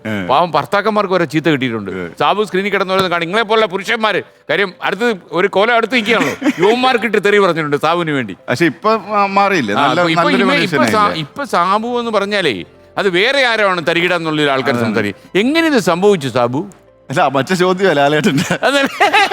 ഇനിയെങ്കിലും ഒന്ന് നന്നായിക്കൂടെ എന്ന് ചോദിച്ചല്ലേ, അത് ഹൃദയത്തിൽ കൊണ്ടെന്ന് തോന്നല്ലേ. നല്ലൊരു ചോദ്യമായിരുന്നു, നല്ലൊരു ചേഞ്ചും ആയിരുന്നു. ഇത്രയും കാലത്തെ നമ്മുടെ സിനിമാ ജീവിതമൊക്കെ ആലോചിക്കുമ്പോഴേ ഈ തരികിട എന്നുള്ളൊരു ടൈറ്റിൽ പേര്, നമ്മളിപ്പോ പത്മഭൂഷൺ എന്നൊക്കെ പറഞ്ഞോലെ ഒരു പേര് നമുക്ക് ആജീവനം കിട്ടിയിരിക്കുകയാണല്ലോ. അതെ, ഈ എന്റെ പേര് ഭയങ്കര കോമൺ നെയിമാണ്. സാബു എന്നുള്ളത് ഇഷ്ടം പോലെ ഉള്ള കേരളത്തിലുള്ള പേര്. അപ്പോൾ സേവ് ചെയ്യുമ്പം ഒന്ന് നോക്കു തന്നെ സാബു എന്ന് എഴുതിയിട്ട് ഞാൻ പറയാം ഇല്ല ആ തരികിട എന്നുകൊണ്ട് എഴുതിക്കോ, കണ്ടുപിടിക്കാൻ എളുപ്പമായിരിക്കും, പെട്ടെന്ന് കണ്ടുപിടിക്കാം. പക്ഷെ എനിക്കൊന്ന് അത് നമ്മളിപ്പോ വയലാർ രാമവർമ്മ അങ്ങനെയൊക്കെ പറഞ്ഞാൽ അവസാനം സ്ഥലപ്പേര് മാത്രമാകുമല്ലോ. അതുപോലെ അങ്ങനെ വന്നാൽ തരികിട എന്ന് മാത്രം എൻ്റർ ആയാലും സാബു നാളിൽ ഓർമ്മ. ആ രീതിയിൽ പെർമനന്റ് സ്റ്റാമ്പായിരുന്നു ആൾക്കാരുടെ മനസ്സിൽ അല്ലേ. ഒരു ജീവിതത്തിലെ ഏറ്റവും വലിയ ഭാഗ്യമാണ്. സാബു ഈ ബിഗ് ബോസേ കുറെ വിവാദങ്ങൾ ഉണ്ടായി അല്ലേ. ആ വിവാദങ്ങളിൽ നിന്ന് സാബു രക്ഷപ്പെട്ടോ അവസാനം? ഏത് വിവാദങ്ങൾ? കുറെ വിവാദം അതിന്റെ ഇടയ്ക്ക് ഇപ്പൊ ഞാൻ അന്നും കുറെ വിവാദം ഉണ്ടായോ? ഇല്ല. സാബു അവിടെ പോയി വിവാദം ഉണ്ടാക്കിയില്ലല്ലോ. ഞാൻ ഇപ്പോഴും ഉള്ളതിൽ ഞാൻ വിവാദത്തിലൊന്നും ഇല്ലായിരുന്നു. ഈ വിവാദം നമ്മൾ ഉണ്ടാക്കാൻ തുടങ്ങുമ്പോഴേ നമുക്ക് കുറെ പൈസ കിട്ടിപ്പോയല്ലോ, ലക്ഷാധിപതി ആയല്ലോ നമ്മള് ഇല്ലേ. ടാക്സ് കഴിഞ്ഞ് ലക്ഷാധിപതിയായിരുന്നു. അപ്പോ ആ അകത്തിരുന്ന് ആരോ പറയൂ, എടാ അത്യാവശ്യം കാശ് കിട്ടിയ കേസാ, ഒരുപാട് പറയാൻ നിൽക്കണ്ട എന്ന് പറയൂ. ഒരു കൊളുത്തിപ്പിടി ഇങ്ങോട്ട് ഉണ്ടാവൂ. അങ്ങനല്ല സാറേ, അതിനകത്ത് പ്രൊഫഷണൽ കേട്ടസി എന്ന് പറയുന്നൊരു പ്രൊഫഷണൽ കേട്ടസി. ഞാൻ ഈ പറഞ്ഞ ഞാൻ 24 വർഷമായിട്ട് ടെലിവിഷനകത്തുള്ള ഞാൻ ടെലിവിഷൻ പ്രൊഡക്ഷനെയും പ്രോഗ്രാമുകളൊക്കെ ഗൗരവമായി കാണുന്ന ഒരാളാണ്. അപ്പൊ അതുകൊണ്ട് ഇങ്ങനെയുള്ള ഒരു ആരോപണം വന്നപ്പോ പിന്നെ അതിനകത്ത് കുറെ കാര്യങ്ങൾ പിന്നെ ശരിയായിരിക്കാം, കുറെ കാര്യങ്ങൾ ശരിയല്ലാതായിരിക്കാം. പക്ഷെ നമ്മൾ അതൊരു വിവാദമാക്കി പറഞ്ഞ് അതിന്റെ നെഗറ്റീവ് സൈഡ് മാത്രം പറഞ്ഞ് കുളവാക്കണ്ട എന്നുള്ളത് കൊണ്ട് ഞാൻ അതിൽ പിന്നീട് പ്രതികരിക്കാൻ പോകാനാണ്. അല്ല എന്നെ ഇങ്ങനെ പൈസ തന്ന് മാറ്റാം എന്നൊക്കെ ആർക്കെങ്കിലും ഒക്കെ തോന്നുകയാണെങ്കിൽ അതൊരു എന്താണ് പറഞ്ഞ അത് ഇതിനകത്തൊരു കലിവുണ്ട്. ഈ കിട്ടിയ പൈസ തിരിച്ചയച്ചു കളയരുത്. എനിക്ക് പൈസ ഇട്ടേക്ക് അപ്പോഴേ ചെലവായി പോയി. അതുകൊണ്ട് അല്ലെ ആ ഉത്സാഹ കമ്മിറ്റി കൂടെ വന്നായിരുന്നു അല്ലേ. അവരൊക്കെ വന്ന് നിങ്ങൾ സുരാജുമായിട്ട് ഇപ്പോഴും ബന്ധമുണ്ടോ? വളരെ അടുത്ത ബന്ധമാണ്, വളരെ അടുത്ത. പിന്നെ സുരാജിന്റെ മകളും എന്റെ മകളും ഒരുമിച്ച് പഠിക്കുകയാണ് സ്കൂളിൽ. അതുകൊണ്ട് കോളേജിൽ ഒരുമിച്ച് പഠിച്ചാണോ? അല്ല, കോളേജിൽ ഒരുമിച്ച് പഠിച്ചല്ല, പക്ഷെ കോളേജ് തൊട്ടേ അറിയാം. സുരാജ് അന്ന് പെർഫോമിംഗ് ആർട്ടിസ്റ്റ് ആണ്. അപ്പം അന്നേ അറിയാം, അന്നേ അല്ലേ? പ്രോഗ്രാമുകൾ പക്ഷേ നമ്മൾ ഈ കല്യാണത്തിന് ചെന്നാണ് ആ ബന്ധം വേറൊരു വഴിത്തിരിവായി മാറിയത്, അല്ലേ? എന്നെ കൊണ്ടുകിടന്ന് വിറ്റ് സുരാജ്. ആ അതല്ല, സുരാജിന് എപ്പോ കോമഡിക്ക് ക്ഷാമം വരുന്നോ അപ്പൊ ആ കല്യാണം കേസ് പറയും, അല്ലേ? ആ പാടെ അമ്മ കിട്ടിയത് 6600 രൂപ, അല്ലേ? ബാക്കി 3000 രൂപ ബില്ല് നമ്മൾ പേ ചെയ്യുകയും ചെയ്തതാണ്. സുരാജ് ഇവിടെ ഇതിൽ വന്ന് ആരോ വിളിച്ചു. നമസ്കാരം സാബുമോൻ, ഒരു കാര്യം കൂടി ചോദിക്കാനുണ്ട്. താങ്കൾക്ക് പൊടിമോൻ എന്ന ഒരു സ്നേഹിതൻ ഉണ്ടായിരുന്നു. പണ്ടൊരിക്കൽ ഒരു പത്തലൂരി താങ്കളെ അടിച്ചിട്ടുണ്ട് ഈ പൊടിമോൻ എന്ന സ്നേഹിതൻ. അതിന് പുറകിൽ വലിയൊരു കഥയുമുണ്ട്. ഈ പൊടിമോൻ ആള് റൗഡിയാ? ഇല്ല ഇല്ല, ഞങ്ങള് സ്കൂൾ കാലഘട്ടത്തിലുള്ള ഫ്രണ്ട്സ്, സുഹൃത്തുക്കളാണ്. പക്ഷെ അതിപ്പം ചളാവോ?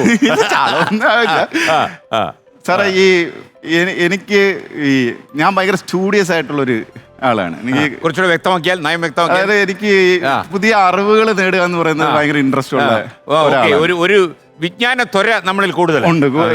ത്വര കുറച്ച് കൂടുതൽ. ഇന്നത്തെ കാലഘട്ടമല്ല.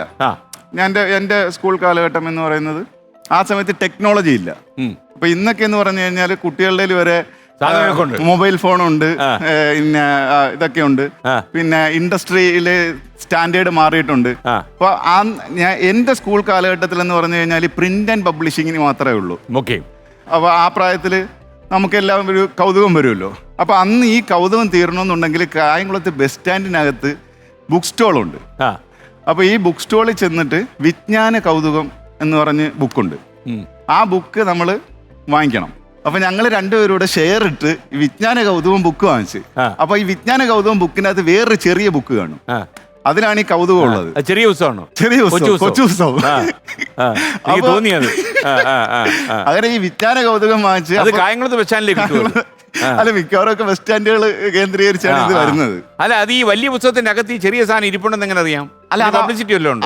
അതോ ഇരിക്കുന്ന തരിയുടെ കണ്ടാ മനസ്സിലാവും? ഇല്ല, അവരെടുത്ത് തരും. അവരെടുത്ത് അവിടെ നിന്ന് കള്ളവാറ്റ് വിൽക്കുന്നില്ല, അല്ലേ? അതെ, നമ്മൾ അവിടെ കുറച്ചു നേരം നിന്ന് കറങ്ങുമ്പോ അവർക്ക് കാര്യം മനസ്സിലാവും ഏത് കൗതുകമാണെന്ന്. മനസ്സിലാവും. വിജ്ഞാന കൗതുകം ഏത് വഴിക്ക് പോകുന്നുണ്ട്. അപ്പൊ അങ്ങനെ ഞങ്ങൾ ഷെയർ ഇട്ട് കൗതുകം വാങ്ങിച്ചു. കൗതുകം വാങ്ങിച്ചപ്പോൾ ഉള്ള കണ്ടീഷൻ എന്ന് പറഞ്ഞാൽ പാർട്ട്നേഴ്സാണ്. പാർട്ട്ണർഷിപ്പിനകത്ത് എപ്പോഴും ഒരു കണ്ടീഷൻ 50-50 ആണല്ലോ. അപ്പം കുറച്ച് നാൾ എന്റെ കൗതുകം, അത് കഴിയുമ്പോൾ നമ്മള് ഒഴിവോന്റെ കൗതുകം. പിന്നെ നാട്ടുകാരെ പുറത്ത് കയറുമോ കൗതുകം? അല്ല, അത് ഇങ്ങനെ പോവും, സർക്കുലേറ്റ് ചെയ്യും, റെന്റിന് പോവും, അങ്ങനെയൊക്കെയുള്ള സംവിധാനങ്ങൾ ഉണ്ടാകുന്നു. ഇത് കോൺട്രാക്ട് എടുത്തു കഴിഞ്ഞാൽ റെന്റിന് വിടാൻ പറ്റുമല്ലേ? ഇതൊക്കെ ഒരു പുതിയ അറിവാട്ടോ, നമുക്കൊന്നും ജീവിതത്തിൽ നേരിടാൻ പറ്റിയിട്ടില്ലാത്ത കാര്യമാണ്. ഓക്കെ. അങ്ങനെ എന്റെ അവസരം കഴിഞ്ഞു. പിന്നെ പുള്ളിക്ക് ഈ ഭൗതിക സ്വത്ത് കൈമാറി. സപ്ലൈക്കോ അരി വിതരണം ചെയ്യുന്നവരാണല്ലോ, പട്ടിണി കിടക്കുന്നവന് വിതരണം ചെയ്തോണ്ടിരിക്കുന്നത്, അല്ലേ? അപ്പൊ കുറച്ചാൾ കഴിഞ്ഞിട്ട് ഇത് തിരിച്ചു വന്നില്ല. അപ്പൊ നമ്മള് കളിക്കുന്ന ഒരു വഴിയുണ്ട്, അവിടെയാണ് ഈ ക്രിക്കറ്റ് കളിയും പരിപാടിയും ഒക്കെ ഉള്ളു. അപ്പൊ അവിടെ വെച്ചൊരു ദിവസം ഞാൻ കുറെ നാളല്ല, അപ്പൊ എനിക്ക് വീണ്ടും കുറച്ച് കൗതുകമുണ്ട്. കൗതുകം നമുക്കിങ്ങനെ കൗതുകത്തിന്റെ വരും. അപ്പൊ തിരിച്ചു വെച്ചോ തരുന്നില്ല. അങ്ങനെ സംസാരിച്ച് അടിയായി. അങ്ങനെ ഞാൻ ഈ ഇടിയുടെ ഇടയില് പൊടിയന്റെ കയ്യിൽ കടിച്ച് വിരല്, പൊടിമോന്റെ ഇതില് ഭയങ്കര വേദനയായിട്ട് ഇവൻ അവിടെയുള്ള വേലിപ്പത്തലൂരി എന്നെ പുറം വഴി അടിച്ച്. അങ്ങനെ തലക്ക് കിട്ടിയോ? ഇല്ല, മുതുകത്ത്. അപ്പൊ ഇത് സ്കൂളിൽ പഠിക്കുന്ന സമയമാണ്. അപ്പൊ വേലിപ്പത്തലൂരി അടിച്ചു. നിലവാരം അനുസരിച്ച് അടിക്കും. അങ്ങനെ ഞാന് അപ്പം വീട്ടില് ഈ പുറത്തു പോയി കളിച്ചിട്ട് വരികയാണെന്നുണ്ടെങ്കിൽ കുളിക്കാതെ വീട്ടിനകത്ത് കയറ്റത്തില്ല. അങ്ങനെയുണ്ടല്ലോ. അപ്പൊ ഞാന് അവിടെ കുളിച്ചോണ്ട് നിന്നപ്പോ അതിന്റെ അമ്മ പുറത്ത് വേലിപ്പത്തലിന്റെ അടിയുടെ പാട് കണ്ട്. എനിക്കിത് കാണാൻ പറ്റില്ലല്ലോ. അപ്പൊ എനിക്ക് നല്ല അടിയായിരുന്നു. അപ്പൊ നല്ല തിണർത്ത പാടുണ്ട്, റെഡ് കളർ എന്ന് അമ്മ പറഞ്ഞു. അപ്പൊ ചോദിച്ചു ഇത് ആര് ചെയ്തടാന്ന് ചോദിച്ചു എന്റെ കുഞ്ഞിനെ. സാബു വേണ്ട അമ്മയ്ക്ക് സംശയമൊന്നുമില്ല, അല്ലേ? ഇത് അടിയായിരിക്കും എന്നുള്ള കാര്യം. ഞാനും പരമാവധി ഇത് പറയാതിരിക്കാൻ തോന്നി. ഇല്ലാതെ അവിടെ കളി ഇല്ല, ഇത് ആര് ചെയ്ത് ഇത് ചോദിച്ചിട്ടേ നെഞ്ചത്തടി നിലവിളിയും.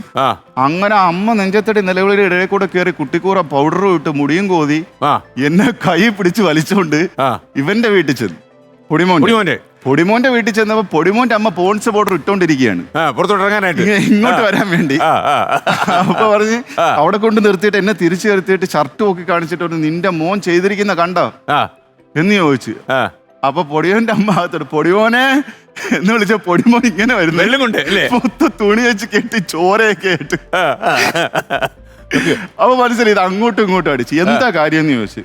അതുപോലെ ഞങ്ങൾ പഠിക്കാൻ ബുക്ക് കൊടുത്തിട്ട് ഇവൻ തിരിച്ചു തന്നില്ല എന്ന് പറഞ്ഞു. എപ്പോഴും കൃത്യമായിട്ട് പഠിക്കേണ്ട പുസ്തകമായിരുന്നു അല്ലേ? അവന്റെ ബുക്ക് ഏതാന്ന് വെച്ചാൽ എടുത്ത് കൊണ്ടുവരാന്ന് പറഞ്ഞു. എന്നാ ഇവൻ പറയണ്ടേ അത് കാണാതെ പോയെന്ന്. ഇവൻ നേരെ അകത്തി നീ ബുക്ക് എടുത്ത് അവന്റെ വലിയ പുസ്തകത്തിൽ വെക്കാതെ കൊണ്ടുതന്നു. അല്ല, പുസ്തകത്തിനകത്ത് ഇവന്റെ അമ്മ ഇത് തുറന്നു നോക്കിയിട്ട് ഒറ്റ അയ്യെന്ന് പറഞ്ഞിട്ട് അപ്പൊ എന്നെ വെച്ച് എന്ത് പറയുന്ന വെച്ചിട്ട് നീ നോക്കണ്ട നീ പൊയ്ക്കോന്ന് പറഞ്ഞു മോനെയും കൊണ്ട്. അല്ല അന്ന് കഷ്ടപ്പാടാന്ന്. മാത്രമല്ല എനിക്കൊന്ന് ഈ സ്കൂൾ വിദ്യാഭ്യാസമേ നമ്മൾ കോളേജ് വിദ്യാഭ്യാസത്തോളം തുലനപ്പെടുത്തി കാര്യങ്ങൾ ചെയ്തു എന്നുള്ളത് അമ്മയ്ക്ക് അഭിമാനിക്കാം. ഏകദേശം നിലവാരത്തിലേക്ക് നമ്മൾ പോയി. വേറെ കാര്യമുണ്ട് സാറേ, ആ സംഭവത്തിന് ശേഷം അടുത്ത 1-2 ആഴ്ച ഞാൻ ഭയങ്കര പഠിത്തമായിരുന്നു. സ്കൂള് വിട്ട് വരുന്നു, വീഗേഡ് എടുത്ത് വെക്കുന്നു, ഒരേ പഠിത്തം. ആഹാരം കഴിക്കുന്നു, ഉറങ്ങുന്നു, പിന്നെ രാവിലെ എണീറ്റ് പഠിക്കുന്നു, വെളുപ്പിന് എണീക്കും. പഠിക്കണമല്ലോ. ഇത് തന്നെയാണോ പഠിക്കുന്നത്? അല്ലല്ല, പുസ്തകം. കാര്യം എന്തെങ്കിലും ഗ്യാപ്പ് കിട്ടിക്കഴിഞ്ഞാൽ ഇത് ചോദിക്കും. ഓ അത് ശരി, അത് ശരി. അമ്മ ഡീൽ ചെയ്യാൻ അറിയാം, ഗ്യാപ്പ് കൊടുക്കൂല. സാബു നിങ്ങളുടെ വീട്ടിൽ എത്ര പേരുണ്ടായിരുന്നു? ഞങ്ങൾ 3 പേര്. 3 പേര്. എങ്ങനെയാ അതിന്റെ അനുപാതം എങ്ങനെയാ? 2 ആണും 1 പെണ്ണ്. ഞാൻ ഏറ്റവും ഇളയത്. ഏത് മണ്ണിനാ ഇങ്ങനെ ഒരു ഭാഗ്യവാനെ സൃഷ്ടിക്കാൻ ഭാഗ്യം ഉണ്ടായത്? സ്ഥലം അല്ലെ എവിടെയാ പൂജാതൻ? കാലടിയിൽ ശങ്കരൻ എന്ന് പറയുന്നത്. പൂജാതനായത് കായംകുളമാണ്. പക്ഷെ എന്റെ ബസ് സ്റ്റാൻഡാണ് നമ്മുടെ അട്രാക്ഷൻ. ബേസ് എന്ന് പറയുന്നത് തിരുവനന്തപുരം. കായംകുളത്ത് ജനിച്ചു മാത്രമേ ഉള്ളൂ. വർഷമേ അവിടെ ഉണ്ടായിരുന്നു. എന്നാലും തിരുവനന്തപുരത്താണ് നമ്മുടെ തരികടകൾ മുഴുവൻ ചെലവാക്കാൻ പറ്റിയത്. അതിൽ അഭിമാനം കൊള്ളുന്നു. അതെ, തിരുവനന്തപുരമാണ് നമ്മുടെ ഒരു സ്ഥലം. ഓക്കെ. അപ്പൊ സാബു, ഇനി നമ്മൾ ഈ കല്യാണത്തിലേക്ക് വന്നു കഴിഞ്ഞാല് ഈ സാബു കെട്ടി മക്കൾ 2 പേര് പ്രണയിച്ചോ അതോ ഇതുപോലെ ഈ പോസ്റ്റർ വല്ലതും ഒട്ടിച്ചാരെങ്കിലും? ഇല്ല, എന്റെ കൂടെ എന്റെ ബാച്ചിൽ പഠിച്ചിരുന്ന ആളെ തന്നെ സ്നേഹിച്ച് കല്യാണം കഴിച്ചത്. അതെങ്ങനെ സംഭവിച്ചത്? അതല്ലേ, അതൊരു അത്ഭുത കാര്യം. സാബുവിനെ ഫുൾ അറിയത്തില്ലേ? അപ്പോ അറിയാം. അറിഞ്ഞോണ്ട് പറ്റിയതാ? അറിഞ്ഞോണ്ട് കല്യാണം പുള്ളിക്കാരി. എന്തായാലും താങ്കളുടെ ക്ഷമയുടെ റേഞ്ച് എനിക്ക് മനസ്സിലായി പോ അല്ലേ? അപ്പോ അദ്ദേഹത്തിന്റെ പേര് സ്നേഹമാണ് അണ്ണാ വലുത് അല്ലേ? എന്ത് സ്നേഹയുടെ വീട് എവിടെയാ? ഡൽഹി ആയിരുന്നു. പക്ഷേ ഒറിജിൻ എറണാകുളമാണ്. പക്ഷെ പഠിച്ചതൊക്കെ ഡൽഹിയിലാണ്. ഈ നമ്മളിപ്പം നമ്മൾ ബാലൻസ് ഷീറ്റ് തയ്യാറാക്കുന്ന അർത്ഥമില്ല ലൈഫിൽ. എന്നാൽ പോലും സ്നേഹയ്ക്ക് അറിയാവുന്ന ഒരു സാബു ഉണ്ടാവും. സാബുവിന്റെ റേഞ്ച് ഇത്രയാണെന്ന് മനസ്സിൽ കരുതിയായിരിക്കുമല്ലോ ഈ കെട്ടാൻ തീരുമാനിച്ചത്. അപ്പോൾ ഇത് കഴിഞ്ഞ് ഒരു 4-5 കൊല്ലമൊക്കെ നിങ്ങൾ താമസിച്ചതിന് ശേഷം എന്തോ സ്നേഹ പറഞ്ഞത്? സ്നേഹയുടെ ഒരു എക്സ്പീരിയൻസ്. എന്റെ A to Z അറിയാവുന്ന ഒന്നും പറയണ്ട അല്ലേ? ഒന്നും പറയണ്ട. അതുകൊണ്ട് ഇപ്പോഴും എന്നെ ഒന്നും പറയാറില്ല. ഇല്ല. എന്തായാലും എന്റെ സ്നേഹ ഇത് പഴയ ഫോട്ടോ കേട്ടോ. കുറെ പഴയ ഫോട്ടോ. ഇപ്പൊ മുഖം കാണാൻ ആൾക്കാർ അറിയാം. ഈ സാബു പോലെ അല്ലല്ലോ. ഞാൻ ഫാമിലിയുടെ സംഭവങ്ങൾ അങ്ങനെ പബ്ലിക്കില് കൊടുക്കാറില്ല. അത് മാത്രമല്ല എനിക്കൊന്ന് ഞാൻ ആദ്യം കാണുന്നത് വൈഫ് വർക്ക് ചെയ്യുന്നുണ്ട്. അപ്പൊ അവരുടെ ഒരു പ്രൈവസിയെ നമ്മൾ ക്വസ്റ്റ്യൻ ചെയ്യുന്നില്ല അല്ലേ? നമ്മൾ ആ വഴിക്കും പോറില്ലല്ലോ. ഇല്ല, അത് ലീഗൽ സൈഡാണ്. നമ്മളങ്ങോട്ട് മക്കളുടെ പേരൂടെ പറഞ്ഞു കഴിഞ്ഞാല് 2 പെൺകുട്ടികളാണ്, Aira and Shifali. What is the meaning Shifali? ഇതൊക്കെ ചോദിക്കരുത്, ഇത് എനിക്ക് അറിഞ്ഞൂടാന്ന് പറഞ്ഞ് കൊച്ചൻ കാണാൻ ഇത് കണ്ടു കഴിഞ്ഞാൽ പിന്നെ അല്ല സ്കൂളിൽ ടീച്ചേഴ്സ് ഒക്കെ ചോദിക്കത്തില്ലേ എന്താ അർത്ഥം ചോദിക്കത്തില്ലേ? ഷിഫാലി മറ്റേ ഡെക്സ്ട്രോൺ അല്ല, ഷെഫാലി എന്ന് പറയുന്നത് ഒരു നോർത്ത് ഇന്ത്യൻ നെയിമാണ്. ഇത് വല്ല പത്രത്തിൽ വല്ലതും കണ്ടാണോ പേരിട്ടത്? എനിക്ക് സത്യം പറഞ്ഞാൽ എന്റെ മക്കളുടെ ബർത്ത്ഡേ പോലും അറിഞ്ഞൂടാ. ബർത്ത്ഡേ, വെഡിങ് ആനിവേഴ്സറി, വർക്കില്ലാത്ത സമയത്ത് വീട്ടിൽ തന്നെ കാണൂ. അല്ല അവിടെ അങ്ങനെ ഉത്സാഹ കമ്മിറ്റി ഒക്കെ ഉണ്ടോ? ഇല്ല. ഇപ്പൊ തിരുവനന്തപുരത്തല്ലേ താമസിക്കുന്നത്? ഇല്ല, പഴയ കമ്മിറ്റിക്കാർ കാണൂല്ലോ. എറണാകുളത്താണ്. ഇവിടെ സെറ്റിൽ ചെയ്തോ? എന്റെ പൊന്നെ, അതെനിക്ക് അറിയത്തില്ല. ഞാൻ വിചാരിക്കുന്ന ഇപ്പോഴും മൊത്തം ആ തരികിട സാമ്രാജ്യം ഉണ്ടല്ലോ. എറണാകുളത്താണ്, കുറെ വർഷമായി. തിരുവനന്തപുരം സാമ്രാജ്യം വിട്ടു അല്ലേ? ഇല്ല, വിട്ടിട്ടില്ല. പോയി വന്ന് നിൽക്കുക. ഞാൻ ഇപ്പൊ ഇതിനു വേണ്ടി എന്ന് വന്നത് ആണല്ലേ? പോയി വന്ന് നിൽക്കുക. നമുക്ക് അങ്ങോട്ട് പോയാലേ അതിന്റെ ഒരു സുഖമുള്ളല്ലേ? ഇപ്പൊ പിന്നെ ഈ വന്ദേ ഭാരത് ഒക്കെ വന്നുകൊണ്ട് വളരെ എളുപ്പത്തിൽ ചെല്ലാം, പെട്ടെന്ന് വരാം, നമുക്ക് ടെൻഷൻ ഇല്ലല്ലേ? ഓക്കെ. ഈ സാബു ഈ വിദേശ നാടുകളിലൊക്കെ പോയിട്ട് നമുക്ക് ആർക്കായാലും ചില അബദ്ധങ്ങൾ പിണയുമല്ലോ. ഈ സ്വിറ്റ്സർലൻഡിൽ ഒരു ട്രെയിനിൽ കയറിയിട്ട് എന്തോ ഒരു അബദ്ധം ഉണ്ടായിരുന്നു. ട്രെയിനിൽ കയറിയല്ല സാറേ, പിന്നെ എന്നെ ഇവര് പഠിക്കാൻ വിട്ടു. വീട്ടുകാരല്ലേ? വീട്ടുകാർക്ക് അബദ്ധം വരുന്നത് എന്റെ കമ്പനി. അപ്പൊ ഞാൻ ഇടയ്ക്ക് ഒരു എയർലൈൻ കമ്പനി ലുഫ്താൻസയിലൊക്കെ പോയിരുന്നു. വിമാനം താഴെ ഇറക്കണോ ആകാശത്ത് ഇറക്കണോ എന്നുള്ളത് സാബുകാരൻ തീരുമാനിക്കുന്നു പറഞ്ഞു. ഒരെണ്ണം തള്ളിയിടുകയും ചെയ്തു. അപ്പോ ആ സമയത്ത് ഞാൻ സ്വിസ് എയറിലായിരുന്നു. അപ്പൊ അവര് പോയി അല്ലേ? ഏതൊക്കെ വിമാന കമ്പനി ഉണ്ടായിരുന്നു? സ്വിസ്സിലായിരുന്നു ആദ്യം. അതിൽ നിന്ന് സെയിൽസ് ആൻഡ് ഓപ്പറേഷൻസ്. എന്റെ അമ്മു. ഓക്കെ. ഇത് ഇന്റർവ്യൂ നടത്തി കൊണ്ടുപോയത് തന്നെ അല്ലല്ല, ഞാൻ അവിടെ ചെന്നിട്ട് ഡയറക്റ്റ് ഇന്റർവ്യൂവിൽ എന്നെ എടുത്തതാണ്. ആണല്ലേ? ഓക്കെ. പിന്നെ അവർ പേടിച്ചു കാണും. അല്ല സാർ, ഈ സ്വിറ്റ്സർലൻഡുകാർക്ക് ഈ നമ്മളെ പോലെ അല്ല, ഇംഗ്ലീഷ് അത്ര വശമുള്ള. എനിക്കും അത് വശമില്ലല്ലോ. ഇന്റർവ്യൂ അങ്ങനെ സെയിൽസ് ആൻഡ് ഓപ്പറേഷൻസിൽ ജോലി കിട്ടി. അപ്പൊ ഇവർ എന്നെ പഠിക്കാൻ വിട്ടു. പഠിക്കാൻ വിട്ടപ്പോ അവിടെ സ്വിറ്റ്സർലൻഡ് സൂറിക്കില് സാബുവിനെ കണ്ടപ്പോഴേ അവർക്ക് തോന്നി ഇയാൾ എന്തെങ്കിലുമൊക്കെ പഠിക്കേണ്ട ആളാണ് എന്ന് തോന്നിയോണ്ടായിരിക്കും അവർ വിട്ടതെന്ന് എനിക്ക്. അങ്ങനെ ഞാൻ പഠിക്കാൻ പോയി സാറേ. പക്ഷെ പഠിക്കാൻ പോയി കഴിഞ്ഞു കഴിഞ്ഞാല് ഈ സ്കൂൾ വിട്ട് കഴിഞ്ഞിട്ട് പിന്നെ കുറെ സമയമുണ്ടല്ലോ. അപ്പൊ ആ സമയത്ത് എന്തെങ്കിലുമൊക്കെ ചെയ്യണം. അപ്പൊ ഞാൻ അന്വേഷിച്ചപ്പോ അവിടെ നമുക്ക് പാനീയങ്ങളൊക്കെ കിട്ടും. വൈകുന്നേരമാണല്ലോ സ്കൂൾ വിട്ട് ചെല്ലുമ്പോ അങ്ങനെ എവിടെയെങ്കിലും ഒരു സൈഡിലൊക്കെ ഇരിക്കാം, അങ്ങനെയൊക്കെ ഉള്ള. കൂടെ പഠിക്കുന്നവര് പറഞ്ഞ് റെയിൽവേ സ്റ്റേഷനിൽ കടയുണ്ട് എന്ന് പറഞ്ഞു. അങ്ങനെ ഞാൻ പഠിക്കുന്ന സ്ഥലത്ത് നിന്ന് ഈ ട്രെയിൻ കയറി മെയിൻ റെയിൽവേ സ്റ്റേഷനിൽ പോയി. അവിടെ ചെന്നപ്പോ ഇത് നമ്മുടെ നാട്ടിലെ പോലെ 2-3 നിലയൊക്കെയാണ് റെയിൽവേ സ്റ്റേഷൻ. എനിക്കും ഇംഗ്ലീഷ് അറിഞ്ഞൂടാ, എനിക്ക് ഇച്ചിരിയൊക്കെ അറിയാം, അവർക്ക് ഇംഗ്ലീഷ് അറിഞ്ഞൂടാ. അങ്ങനെ അവസാനം ഞാൻ അവിടെ നോക്കിയപ്പോ ഒരു അപ്പൂപ്പൻ, പ്രായമുള്ളൊരു മനുഷ്യൻ പ്ലാറ്റ്ഫോം വാക്വം ചെയ്തുകൊണ്ട് നിൽക്കുന്നു. അപ്പൊ ഞാൻ പുള്ളിയെടുത്ത് ചെന്ന് ഇതൊക്കെ ചോദിച്ചു. അപ്പൊ പുള്ളിക്ക് ഒന്നും മനസ്സിലാകുന്നില്ല. പക്ഷെ എവിടെ ചെന്ന് ചോദിച്ചാൽ ഈ കുടിക്കണം എന്നുള്ള വെള്ളം വേണോന്ന് പറഞ്ഞ ഒറ്റ ലാംഗ്വേജേ ഉള്ളൂ. അപ്പൊ ഒന്നും മിണ്ടിയില്ല. എന്നെ കൂടെ വരാൻ പറഞ്ഞ് ലിഫ്റ്റ് കയറി എന്നെ കടയുടെ മുമ്പിൽ കൊണ്ടുപോയി ജ്യൂസ് കടയുടെ മുമ്പ് കയറി ഞാൻ അകത്ത് കയറി. ഞാൻ ജ്യൂസ് കടയിൽ കുറെ ജ്യൂസൊക്കെ വാങ്ങിച്ച് വെളിയിറങ്ങിയപ്പോ പുള്ളി എന്നെ കാത്തു നിൽക്കുകയാണ്. നമ്മള് ജ്യൂസൊക്കെ കുടിച്ചു കഴിഞ്ഞ് കുടിച്ചിട്ടല്ല, വാങ്ങിച്ചോണ്ട് പോകുന്ന അവിടെ. പുള്ളി വെയിറ്റ് ചെയ്ത് എന്നെ തിരിച്ചു കൊണ്ടുവന്ന് എനിക്ക് തിരിച്ചു പോകേണ്ട പ്ലാറ്റ്ഫോമിൽ കൊണ്ടാക്കി തന്നു. കണ്ണ് നിറഞ്ഞു പോയി. ഇവിടെ ആയാലും കണ്ണ് നിറയും. നേരത്തെ ഓടി ഞാൻ എന്റെ ഒരു ജ്യൂസ് കൊടുത്തു, പക്ഷെ പുള്ളി വാങ്ങിച്ചില്ല. ഇല്ല, അതാണ് എനിക്കൊന്ന് ടൂറിസം കോൺഷ്യസ്നെസ് ഉള്ള മനുഷ്യനാണ്. അതെ അതെ, അതുപോലെ ആ ഒരു വിഷം, ആ ദണ്ണം മനസ്സിലാവും. ഒരാളിന്റെ ദണ്ണം